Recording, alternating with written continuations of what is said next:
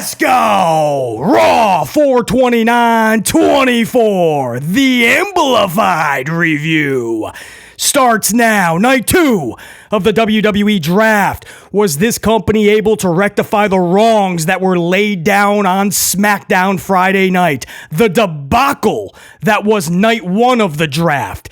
Did last night rectify those wrongs? We're gonna talk about it in this review. Also, we have to discuss Backlash. It's the next WWE PLE, and it's just 4 nights away. Are you now excited for Backlash? Did this show last night at least remind you that Backlash is Saturday night? We're going to talk all about it. There's so much to talk about that this cold open is reserved for the rest of the draft picks. These are the individuals that were chosen when Raw went off the air. So that's what we're going to talk about now, because I know a lot of you guys, you're waking up or you're going about your day. You didn't even realize more picks were chosen. They were. So we're going to get into that. I'm going to grab my coffee, and there's so much to talk about. If you don't mind, I'm going to drink this straight up black. No cream needed, no sugar needed, just straight amplification. Yeah, that'll do it. Salute. So these are the picks from Raw. This is when the show went off the air. These are basically like the kids picked last at gym class, right? The Creed brothers with Ivy Nile chosen to Monday Night Raw. You know, there was a time not long ago, for like a straight month, the Creed brothers were winning a match against a new team every single week. It was a straight month. Creed brothers, every week they were just beating everybody. It looked like they were the flavor of the month for Paul Levesque McMahon. The problem is, it was just the flavor of the month. Then they weren't seen again, and here they are now on Monday Night Raw. Creed brothers and Ivy Nile. Remains to be seen what the man of 3 H's has in store for the Creed brothers and Ivy.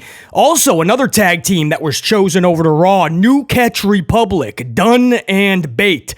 It's going to be interesting to see, man. That connection with the crowd is not there. 3 H's was not able to get that connection with DIY, unfortunately. So I don't know how he plans to do it with New Catch Republic, but they are also on Monday Night Raw. Dijak has been chosen to Raw. Dijak is back. Dijakovic, back on the main roster anyway. And this is a dude who I've said many times. He not only has that presence, he's not only just good in the ring, but he's good on the mic. He can carry storylines. This is the dude, if you give him the time of day, he will seize the opportunity. He will seize the moment. The good news is he's coming back not as a dude named T-Bar. He's coming back as Dijak. And this dude is legit. He's badass. He's a really good performer. I hope Paul Levesque McMahon does right by him. Dijak coming to Raw. Carter and Chance, these are 2 ladies that I really feel you can, or at least they can help build an actual women's division in the tag team ranks. You could possibly even build a division around them. I know, little Chance, she's a teeny weeny little human, but together they're a powerhouse tag team. They truly are, and they just love this. They love working together. They love planning new maneuvers and sequences together. You could just tell every time they're in that ring just how much fun they're having and how much they want to utilize what they've been training and practicing. I love it. Carter and Chance, these are 2 individuals that actually want to be there. Pretty cool. I hope that Paul Levesque McMahon really does right by them as well. Carter and Chance on Monday Night Raw. Also, Raw chooses Natty Neidhart. Natty will stay on Monday Night Raw. Odyssey Jones. You guys remember, I think Odyssey was one of those dudes that was like stuck in free agency. Like nobody wanted the dude. And nobody ever signed him, and for like a whole year, because Odyssey was like in last year's draft, was he not? And so this is a dude that you just never saw. To this day, nobody knows what really an Odyssey Jones is. Hopefully with this draft, hopefully that changes. So that's Raw picks after Raw went off the air. Creed brothers and Ivy Nile, New Catch Republic, Dijak, Carter and Chance, Natty, and Odyssey Jones. Now, if you flip over to SmackDown, Vinci. So that's why they did the split. Doesn't even look like they're going to have a payoff unless they catapult it to Friday night. Maybe you get Ludwig versus Vinci on Friday. The rosters don't lock until the 6th of May. So you could do that. But Vinci is over to SmackDown. Tegan Nox. She's had some heavy injuries, man, as of late. Or at least in the last several years, man. One knee banged up. She comes back, and then she's right back on the injured list again. And ever since, it looks like she's been taken back 12 steps, and she can't catch up. Tegan Nox is going to a stacked women's roster on Friday Night SmackDown. I just don't know if she has enough in the tank to climb over all of them and get to the top. It remains to be seen. We wish her the best. Tegan Nox on SmackDown. Apollo ripped from the milk carton, and he is on SmackDown. If they don't give this dude the time of day, he's just going to be a jobber like he was on Raw or lost like he was on NXT. Most fans forget that Apollo is even on the roster. We hope that changes with SmackDown. Vinci, Tegan Nox, Apollo on SmackDown. Now we have to talk the people that were left out, where they were never announced at all. Not just, they weren't picked, but like the company wants you to forget about them, right? Like just straight up ghosted.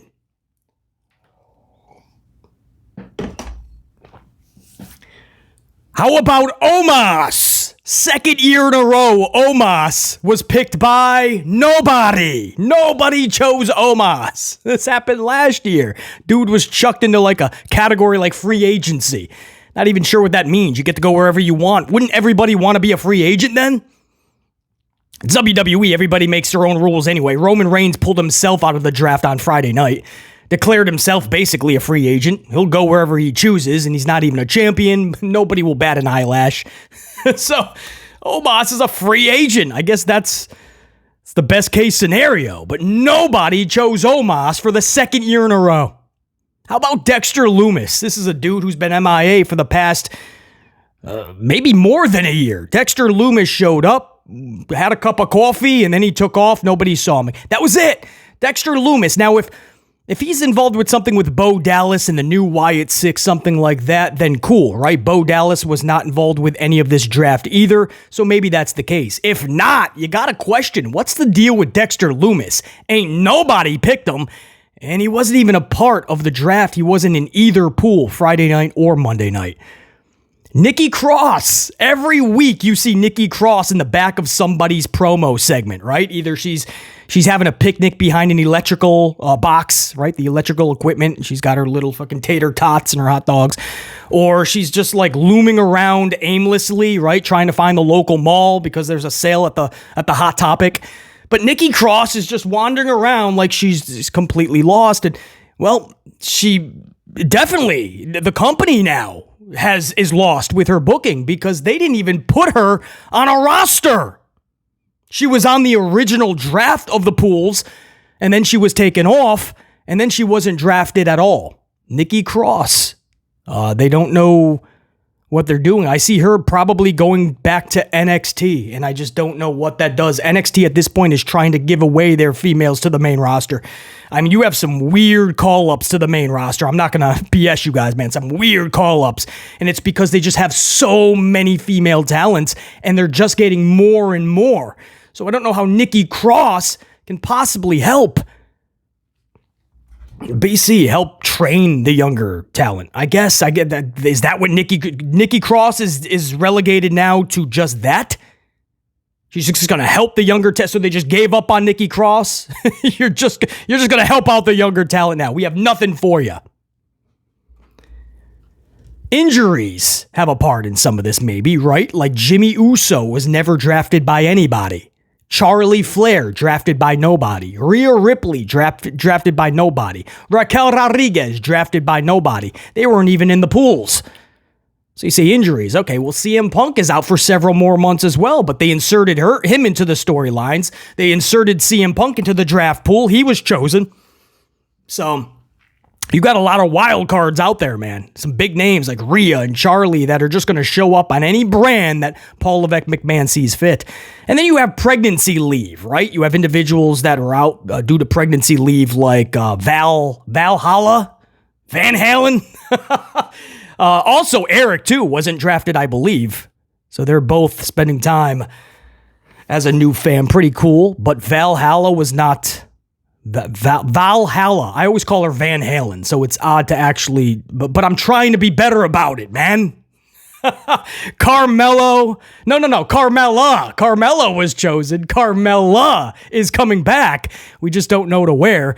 And then Alexa Bliss as well is on her way back. Not even in the pools, but just like Bo Dallas, just like Dexter Lumis, Alexa Bliss could be involved with the new Wyatt 6 formation. And then again, you have retirement could be an excuse. Tamina Snuka was totally left off the pools.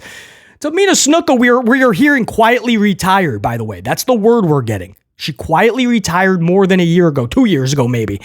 But she was on the SmackDown roster as an actual talent, guys, not in the alumni section. She's a talent that is getting paid a talent contract pay. And she doesn't perform. So again, we do believe this is like a lifetime type of employment that Vincent Kennedy McMahon has with her. We know the relationship with McMahon and Jimmy Snuka. So we do believe you add on the fact that it is The Rock's cousin and he is really close with Tamina, like bought her a house, for instance. So, the ties with her father, Jimmy Snuka, and then the Rock relationship, I guess it's not a surprise, but how do you explain her taking up a roster spot with a lot of female wrestlers in the world that can't get that spot, that desperately would love that spot? Tamina Snuka's like retired, but has it. So the deal now is after May 6th, when the rosters lock up, it's going to be interesting to see if they still list Tamina on SmackDown's roster. You can't do that. She wasn't drafted to it. So are they going to boot her to the free agency? Because if they say alumni, you're telling everybody, right? That is for the public to see. You're telling everybody that she doesn't actually work for the company anymore, or she's not a talent that is currently performing. That's what you're telling everybody. So you can't BS them. So you would have to move her to free agent. It's going to be interesting to see what they do with Tamina.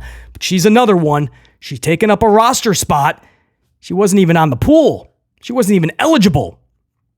Anyway, that's a bunch of names. I'm just going over. I told you on this channel, we go over the fine details of all of this draft, everything to do with the shows, the characters, the storylines, because full transparency is the only way we make this even better. So with that said, another swig of coffee. We're going to get into this review. It is Raw, 4/29/24, 4 nights away from Backlash. Lots to talk about, a little time to do it. We're going to get amplified, and we're going to do it now.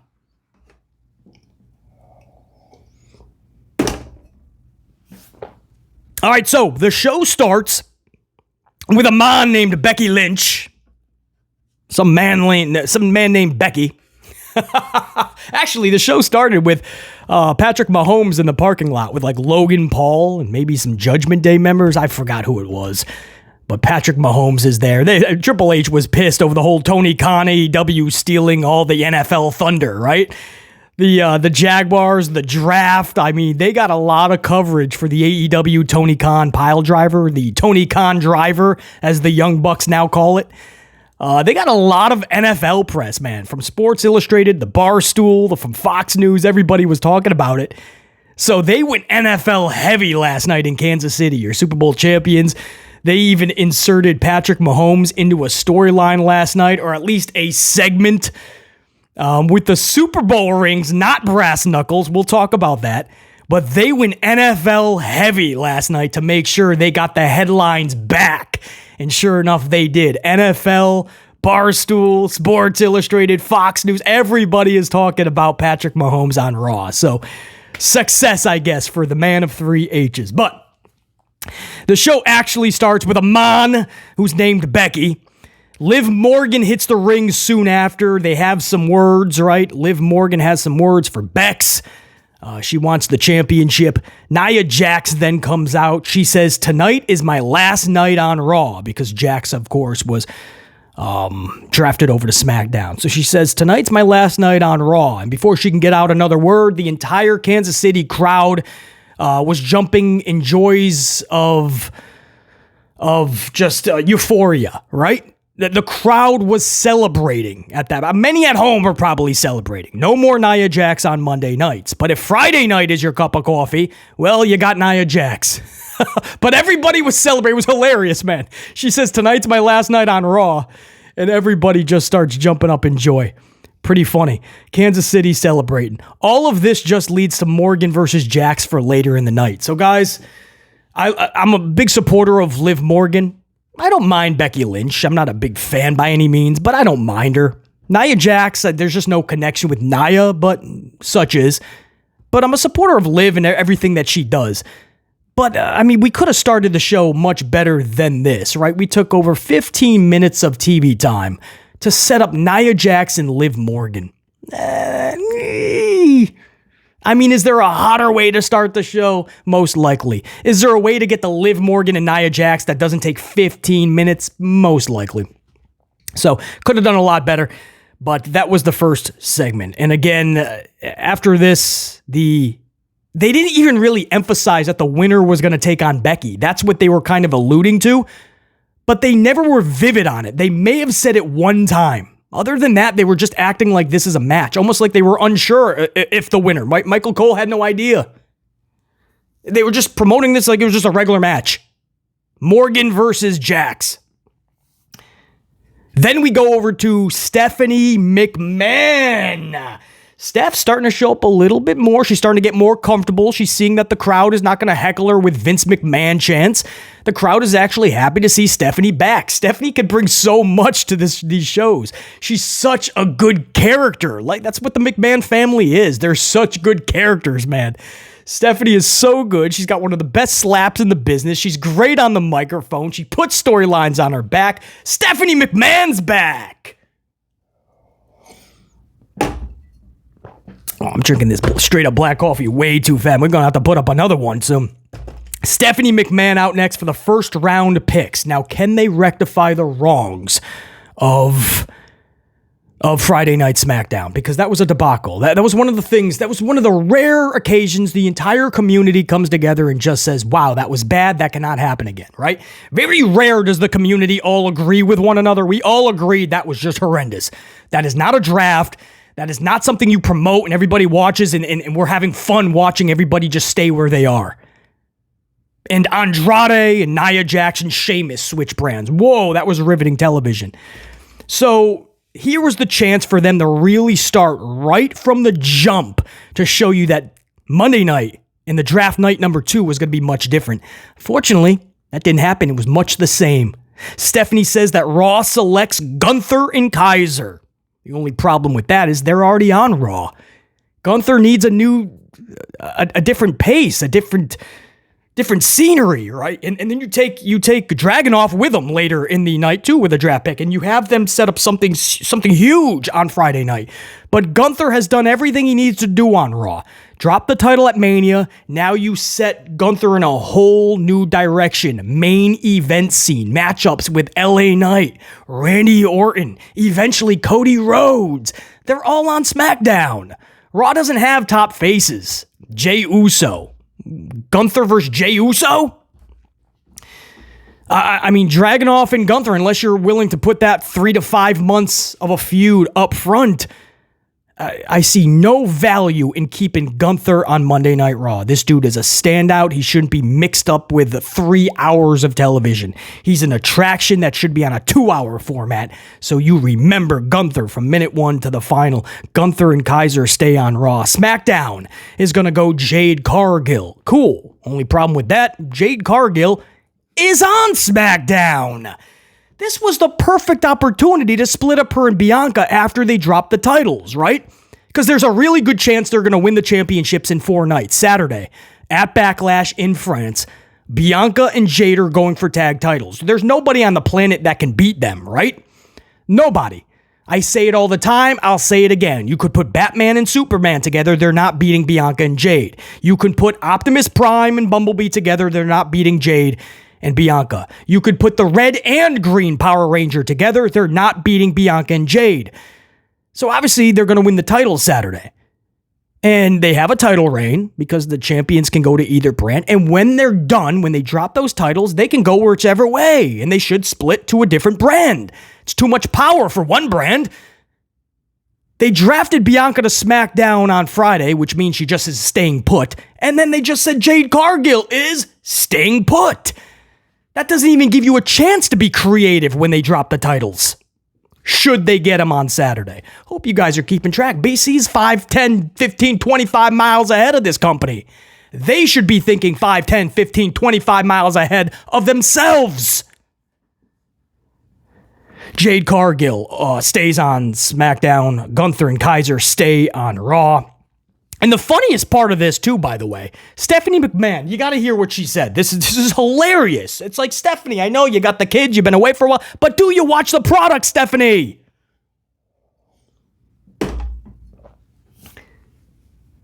Stephanie McMahon says, and I quote, looks like a storm is coming to SmackDown.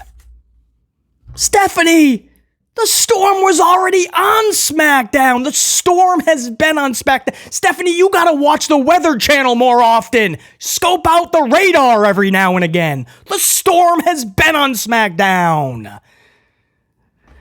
That's what people took an issue with, right? Is that the company promoted this like this draft is really shaking so much up. You know, it's a real shakeup. It's really just swapping out all the talent, and these are just mega moves. And it's the things like this, like looks like a storm is coming to SmackDown. She's already there. You would say that if she was going to like Raw. Unreal. And then Raw takes all of Damage Control. So finally we have a switch, but it's BC told you this on the preview yesterday. It was a members stream. Shout out to all my channel members, my gold card unit, by the way. Salute. Thank you guys for making that stream really fun. It's supposed to be a half an hour, ended up being over an hour. Such is, man. You guys were rocking. BC was rocking straight up black coffee. We were amplified. Love my channel members, man. Thank you so much for that. But during that preview, I told you guys Damage Control has to go to Raw. I mean, there's nothing left for them on SmackDown. It's kind of running themselves into a wall at that point. Switch them over. So obviously that's the right call. But that was the only switch up in that round, guys. So you have Dakota, Asuka, Kari, and who am I missing? Io as well. Correct? Yes, Dakota, Io, all of them. Even though they're the tag team champions. But because there's only one set of titles, they have to go to each brand anyway. So they're basically saying when it's all said and done, this is the brand they'll be on. Okay, that was it. And then SmackDown ends it with Kevin Owens as their final pick of the first round. Kevin Owens. Problem with that is he's already on SmackDown, man. He's been one of the focal points on SmackDown. The key is to take some of the main players and switch them. Guys, see, that's why people are upset. Whether it's Seth Rollins staying where he was, LA Knight, Randy Orton staying where they are, Jade Cargill, Bianca, you can go to the females, Kevin Owens, all of the top stars are staying exactly where they are. A Jey Uso, if you want to look at him as like a top tier now, cool, but they're all just staying put. This isn't a real shakeup if Nia Jax is switching and Andrade and then a Shinsuke over here, Tozowa, which I believe they all just stayed on Raw anyway, didn't they? But the point is, like, there's no... All of the top people are staying right where they are. So it's like, that's what we were watching for, right? It was like, whoa, the real top-tier shakeup. That never happened. They're taking all the mid-carders, and every now and again, they just swap a few.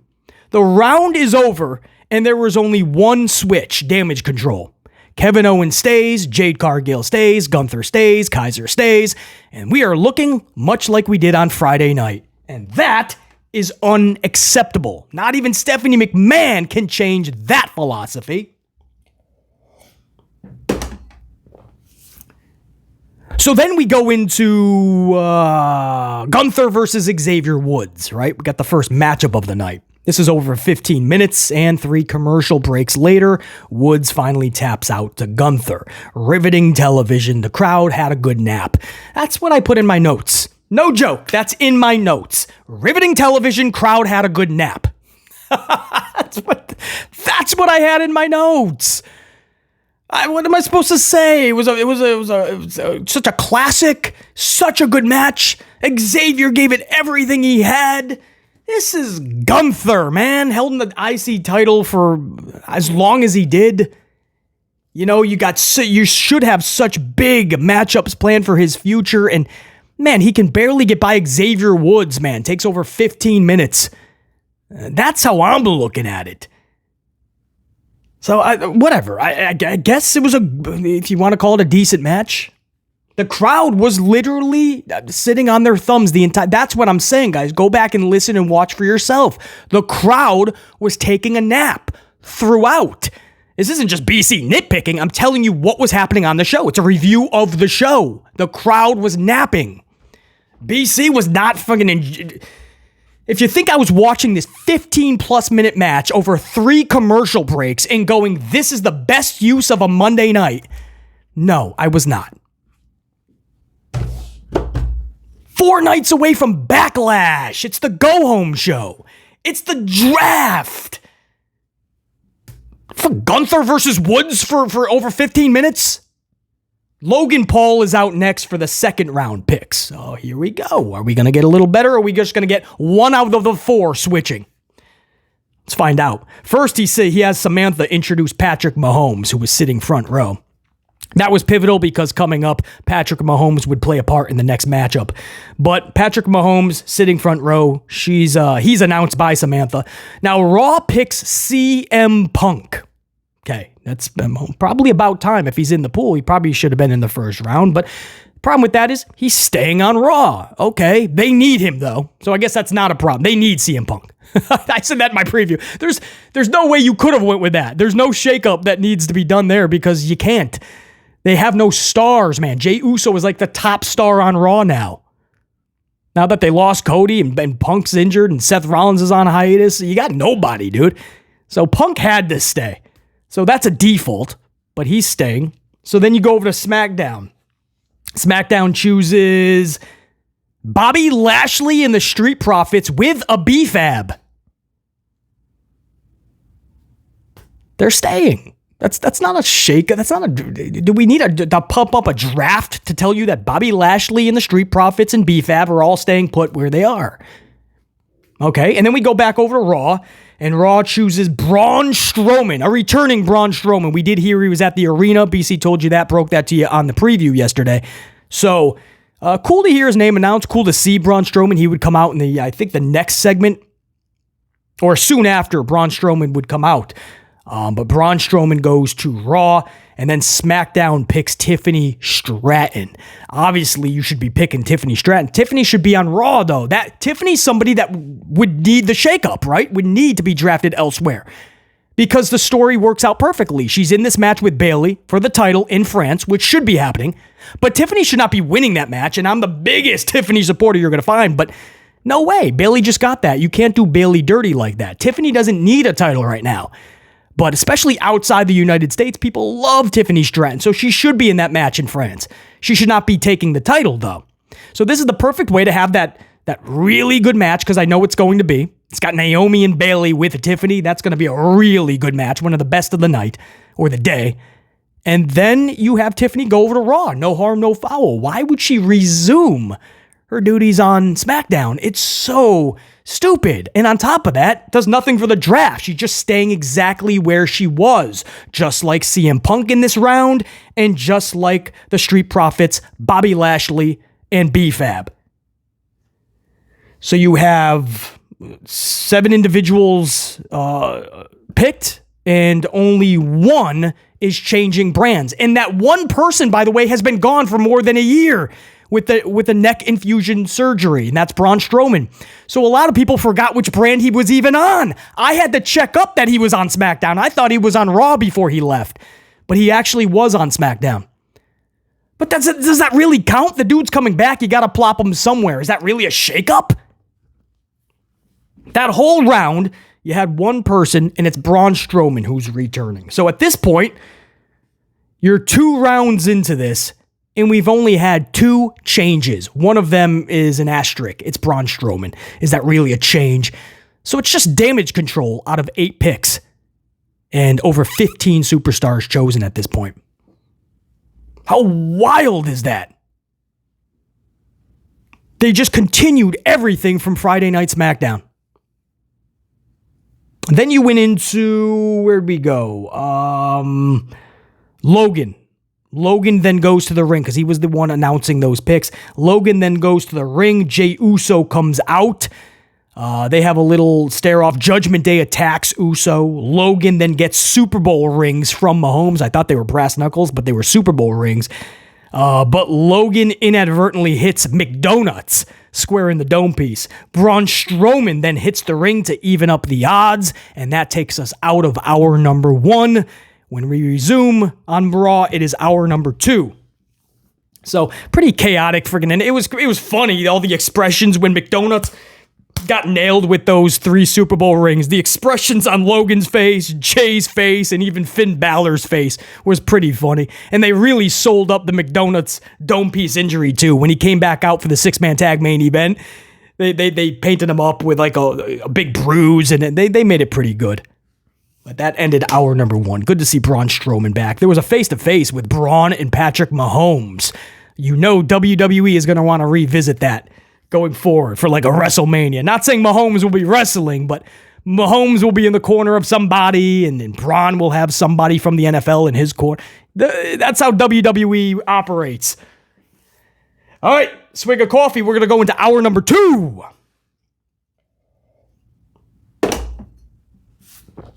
So hour 2 starts with Sami Zayn versus Bronson Reed. Chad Gable would interfere, taking out Zayn. Bronson then drops Gable and holds up Zayn's title. This was so bad. That is your Zayn Gable follow-up. This was so hot just a few weeks ago in Canada, Montreal. Gable turns, man. Gable and Sami Zayn, you're thinking is going to really heat up going forward. And that's what they had. Gable just quietly interferes, drops Zayn, and when it's all said and done, even Gable is flat on his back looking up at the lights. Bronson Reed is holding up the championship. What are you going to have, another triple threat? This is so lazy. It's okay once in a while. Tiffany, Bayley, and Naomi. It works. Bronson Reed does not need to muddy the waters of Gable and Zayn. A match with Zayn and Bronson I have no problem with.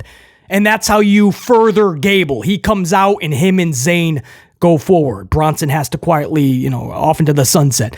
But to have the segment end with Bronson as the final beast holding up the championship and Zayn and Gable are afterthoughts looking up at the lights, stupid! This should have been one of the main storylines in WWE. The heck is Bronson stealing all the thunder of Zayn and Gable? This is the best they have to continue what was a hot feud just weeks ago? Stop! Come on, man. That was highly frustrating and unacceptable to see. Then we go into Ron Simmons and JBL out for the next round 3 of picks. Raw picks all of the LWO, including a Carlito who just turned on him on Friday. But WWE management didn't get the memo, so they think they're all together. So Carlito is going with the LWO. SmackDown will stay or LDF will stay on SmackDown, if you were wondering. They were actually picked right after the LWO. So Raw gets LWO, that's a switch, and then LDF remains on SmackDown. That's obviously, they're just staying. So then Raw goes Drew McIntyre. Obviously, Drew Mac is already on Raw. That's not a change. SmackDown then goes Shinsuke Nakamura. That's a switch. So, whoa, we got ballsy in round 3. There was 2 switches, not just one. Shinsuke and the LWO switched. WWE they were a little tipsy going into round 3, man. They got a little wild. It's like the parents out past their bedtime, right? They get a little wild, man. We're gonna switch 2 individuals up, man. 2 picks. Now, interestingly enough, Drew McIntyre, they put this in a little bit of a storyline. Drew McIntyre comes out top of the ramp. He's furious that he was picked in round 3 and that he was picked after CM Punk. He says on no planet would that ever be like a real thing. And he's right. If you look at some of the individuals that were picked before Drew, that was the problem with Friday. You know what I mean? Saying that like Ricochet or somebody like that would be picked before a Seth Rollins, or Nia Jax would be picked before somebody like a Rollins or something like that, or an LA Knight or Randy Orton. AJ Styles, right? I think Nia Jax was picked before AJ Styles and LA Knight. Something like that. Friday night made no sense. And then you look at Drew and all the people that were picked before him. It's kind of odd. So he does have a gripe here. I'm glad they inserted that into the storyline. Says he's got a fractured elbow, but unlike CM Punk, he tapes it up like a real man and wrestles instead of sitting at home. Punk's music then hits. Punk is in a suite high above. Punk says, hey, Drew, a quote. Punk says, hey, Drew. This is from high above in his suite. Drew's looking up. Hey, Drew, I'm not sitting home. I'm right here, you little bitch. End quote. Drew's pissed off. He takes off in pursuit. Simmons is left there. Damn! That was a pretty good damn. Then we go into, so you know they're going to follow that up. That was the good thing. That's what I love when they do that, you know? When they do something that's a mini cliffhanger during the show that you know they're going to follow up on during the show. It gives you something to look forward to. Now you know Drew is looking for CM Punk in the locker room, up in the suites, the basement, on the roof. Who knows? But it makes it more fun for the show. So it's those little things, man. Candice LeRae then pins Maxxine Dupri via the Wicked Stepmother finisher. Maxxine, touch up on this real quick because there's a lot of fans that just don't like Maxxine's work. I never had a real issue with Maxxine because I always felt she played her role in Alpha Academy well. I had no issue. I never really gave it a second look, to be honest. It's one of those things you could take it or leave it. It was never a complaint for BC, but as she starts to wrestle more, a lot of fans are just like, nah, it's just not working. So I tried to study it a little bit more to see why fans are just not having Maxxine. And I think I figured it out last night. She's playing wrestler. And that's a problem, right? There's a lot of individuals that play wrestler. You can just tell it's not a real passion of theirs. It's not something that they get naturally. They don't have that it factor. It could be one or all of those things. But they're just playing wrestler. And then there's just people that are just wrestlers. It's just what it's what they are. And you don't even have to want to be that at a young age or be bouncing on a trampoline in the backyard at 10. You know, you could find out later in life that that's what you want to be. Dedicate yourself to it. It's your passion. You're all about it. And you become successful. But no matter what, you're either like a wrestler and it's believable and that's coming across to everybody, or you're just playing wrestler. And Maxxine, it's just her mannerisms, expressions, everything. It feels like somebody that is just trying really hard and it ain't clicking. It's not believable. You know what I mean? Like the movements are so awkward and they heavily rehearsed her for last night's match. So it's not by lack of effort. It's the best way I can put it. It's somebody playing wrestler. You know, there's a good role for her in WWE. I don't know if it's what they have her doing right now. I mean, that's just what I'm seeing because a lot of fans are not having it, right? She was part of that whole thing. Rhea Ripley spoke out on it, how fans were kind of booing her out of out of the arena, and she's supposed to be a face. So Rhea Ripley and others were like, how rude, you know? And all the people were saying was, get out, don't come back. It's not that harsh. I don't know, man. That match was hard to watch. It really was. What's the end game for Maxxine? Is she going to have matches with Io Sky in the future? If Mercedes Moné ever comes back, are you going to see Maxxine versus Sasha Banks? I mean, is that fair to those individuals? They have to lower down their levels now, many notches, to meet Maxxine in the middle, or even less. I just don't know what the game is. There's so much you could do with Maxxine in WWE. She's so good in so many areas. I just don't see why that has to be it, right? It reminds me of who was that broadcaster who he got fired, unfortunately. I thought he was really so good as a backstage interviewer. What was his name, man? And then they switched him to commentary, and there was no reason for it. He was horrible on it. Ah, man. I can't think of his name. He recently got fired. Then Michael Cole had to go over to Raw. And he was doing SmackDown.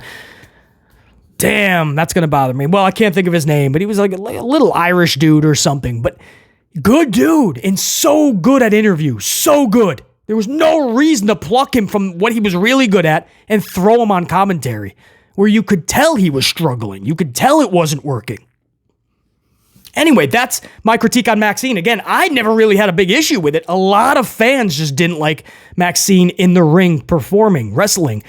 So that's I tried to look more vividly last night. Why so many fans just don't want to see Maxxine wrestle. I guess that is the best I can offer you. There's wrestlers and there's people playing wrestler. But I did want to throw that in there with that matchup. I didn't have that in the notes, but it was worth discussing. Other than that, it was just Candice LeRae pitting Maxxine Dupri. Drew finally makes his way up to Punk's skybox, but Punk is not there. It's just like an autograph photo or something. It was kind of funny.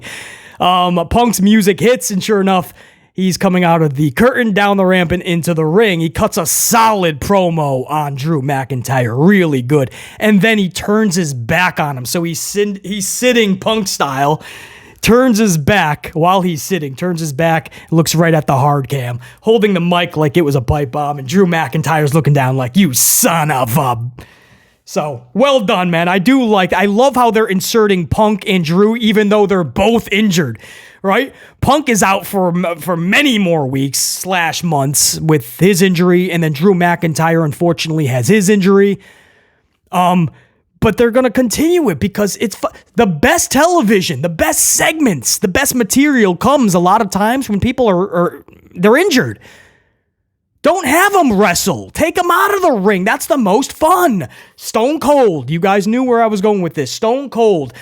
The trajectory of Steve Austin in Stone Cold and 316, all of that took on a life of its own, went to another stratosphere after Stone Cold was already injured. Owen Hart had dropped him on his dome piece. Stone Cold couldn't wrestle, but he was so hot, so Vince McMahon decided, let's just keep you on TV. We'll just do wild shit every week. And he would come and pour cement into Vince McMahon's Corvette. He would ride over limousines with monster trucks. He would bring beer trucks into the arena, down the aisle, drive a beer truck, and shower the Authority with a beer bath. He would be doing the wildest things. The ratings would be going through the roof. Stone Cold stock, WWE stock through the roof. That was all why he was injured. He couldn't even wrestle. A lot of people didn't even know that. They just thought that was what they had planned for him creatively. They had no idea that he couldn't wrestle. I love how they're inserting them. Need to see more of that. Just because they're injured doesn't mean they can't be part of the show. These are performers, man. And sometimes you get the best material when they can't perform in the ring. You just got to get creative, know how to use these individuals. Pretty cool. Drew and CM Punk, they're going to ignite it even though they're both injured. Love it.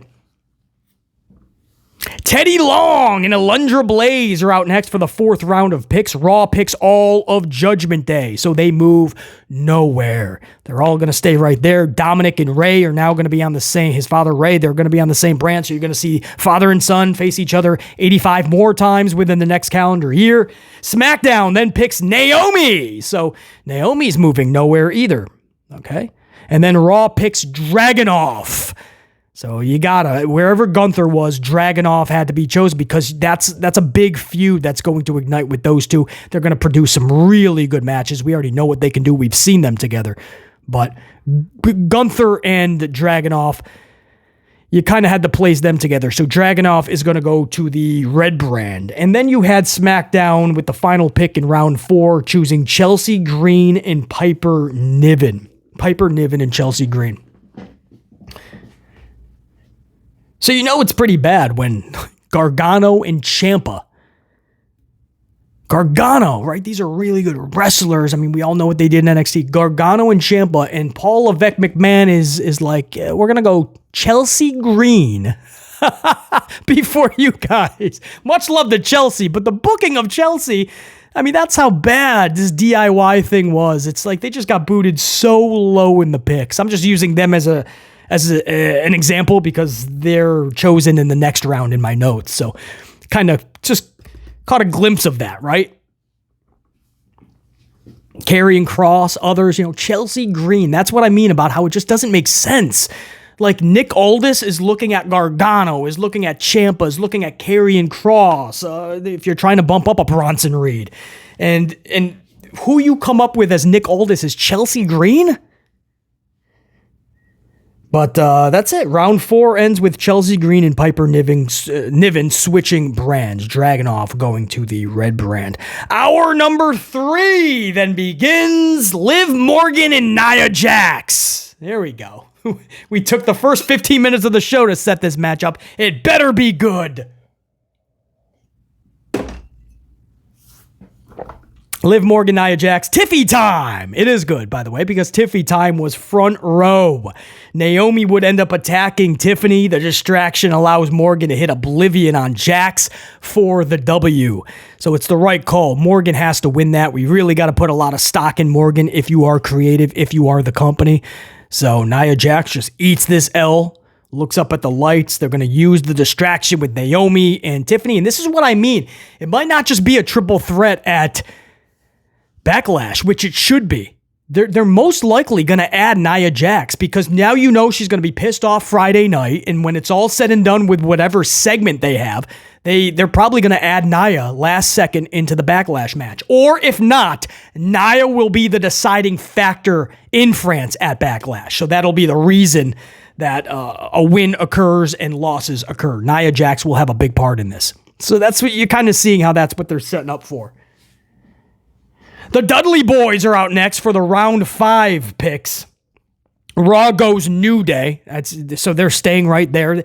Not only did New Day need a change of scenery, they just need a complete rehaul. You can put them anywhere. They've been on SmackDown 86 times. They've been on Raw 94 times.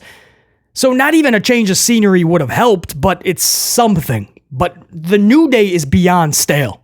So now they're just staying on Raw. I hope you got some big, fun plans for the New Day because they're starting to put audiences to sleep. But the New Day is going to be picked round 5. They're staying on Raw. SmackDown's going to go Pretty Deadly, so they're staying the same place as well. Pretty Deadly. They're already irrelevant on SmackDown. Might as well dig the hole a little deeper. Raw then picks Valkyria from NXT. Pretty cool pick. Former champion just recently actually in NXT. She's pretty damn good from what I've seen. This at least makes sense. Valkyria picked over to Monday Night Raw. So Dragunov, Valkyria, pretty huge, actually. Those are pretty big. SmackDown's going to go Candice LeRae and Indy Hartwell. Candice LeRae and Indy Hartwell. So Johnny Gargano's wife is picked before Johnny Gargano. If you think about it, Candice? Nick Aldis. You tell me Nick Aldis is looking at everybody available and he's like, I want Chelsea Green. I want Candice LeRae. Is Mickie James, these are friends of Mickie, obviously. Mickie James is the wife of Nick Aldis or the significant other of Nick Aldis. Maybe she's like, nah, this is who you're picking or you're sleeping on the couch. So Candice LeRae and Indy Hartwell going to SmackDown. We then go into Awesome Truth versus Tozowa and Otis of Alpha Academy. Zawa and Otis get a jobber entrance. They're already in the ring. Awesome Truth just has a horrible entrance. What is Miz doing? Honestly, what is Miz doing, man? He's so lost in the song. What's up? And every now and again, he tries to insert a what's up with Truth, but they're so off sync. Miz looks like an absolute buffoon. This can't be the best entrance you have for Awesome Truth, man. Anyway, Truth crushing finale defeats Alpha Academy. Adam Pearce and Nick Aldis are out next for the final round of picks. Finally, just get that done with, man. Raw picks Final Testament, so Karrion Kross is going to go to Raw. At this point, that's probably for the best. Get off of SmackDown. They got nothing for you. SmackDown's going to go finally Gargano and Ciampa. They should have just been split up to different brands. They're going to keep them together, and maybe that's where they finally go their separate ways. Gargano, Ciampa to SmackDown. Raw's going to get Bronson Reed, so he's just staying where he was. SmackDown's going to go Blair Davenport from NXT. What? That's as odd as Kiana James from Friday Night. Blair Davenport, much love and respect, but that's the draft pick of all the ladies in NXT. Blair Davenport? Michael Cole was hilarious. He's like, that's a wild card, Pat. You think? And it's so weird what they had in the graphic to tell you, because a lot of people don't know what a Blair Davenport is, to tell you who she is, to give you a little bit more insight. They put, what was the phrase? Do I have it in my notes? Something like, I don't have it, something like gothic charisma. They put she has gothic charisma. It was so foolish that Pat McAfee had to actually call that out. Michael, did that just say gothic charisma? And you could hear Cole laughing. He's It's like, Pat, did you really have to illuminate? Did you have to highlight that, Pat? Blair Davenport's coming, guys. She's got gothic charisma. The weekends at the mall are heavy at Hot Topic when Nikki Cross and Blair Davenport enter that Hot Topic. So SmackDown is getting gothic charisma. At this point, you're thinking Nick Aldis has to lose his job, right? Not actually, but as an on-screen GM, he's doing a pretty weird job. Anyway, the main event is Jey Uso, Andrade, and Ricochet versus Judgment Day. Balor, Priest, and McDonutts, the faces, take the W. And the last image we see before Backlash, for Raw anyway, is going to be Damian Priest holding his title over Jey Uso. And I would say they're talking trash, but they're not. Damian's trying to talk trash. Damian's like cutting a little bit of a promo as the show goes off the air. He's holding his title up. He's talking trash to Jey. And all you hear Jey going is, yeah, yeet. Well, yeet you too. Yeet, yeet, yeet. I'm like, this is so stupid. We fade to black. We go off the air. I don't know, man. This yeet thing is going to eventually run its course. And then I don't know what. I have no idea. If that sold you on Backlash, pretty cool. I mean, it should be a lot of fun. It's still a lot of just wear and tear from WrestleMania, right? There's still that WrestleMania lag. A lot of people are not really taking this event too seriously anyway, so it's no harm, no foul. Just put out some matches and hopefully everybody performs to the best of their ability. Hopefully there's a lot of fun. Hopefully it's more captivating than just enjoying wrestling on Saturday. Hopefully we're captivated by it. Hope, hope, hope, hope, hope, right? We'll see. But not a lot of stock was put into Backlash. I can even say not a lot of stock was put into this year's draft. I think it's safe to say that from here on out, even the Paul Levesque McMahon era is much like the Vince McMahon era when it comes to the draft. We can now finally say that next year and for every year after when they start to pump up the draft, I think we can all keep our expectations, leave them outside. Don't even bother putting them into a power play. It's no use. Don't even have any expectations because these drafts, man, it did not live up to the billing. A bunch of mid-carders. Most of them stayed. What am I saying? Some mid-carders switched brands. Cool. What a shakeup. Guys, that's what I got for you. Until next time. And there will be that next time. Saturday, it's Backlash 2024 from France. So hopefully it's a damn good event. And BC will be covering it all for you guys. So until then, stay amplified. BC in the unit saying check you. Peace!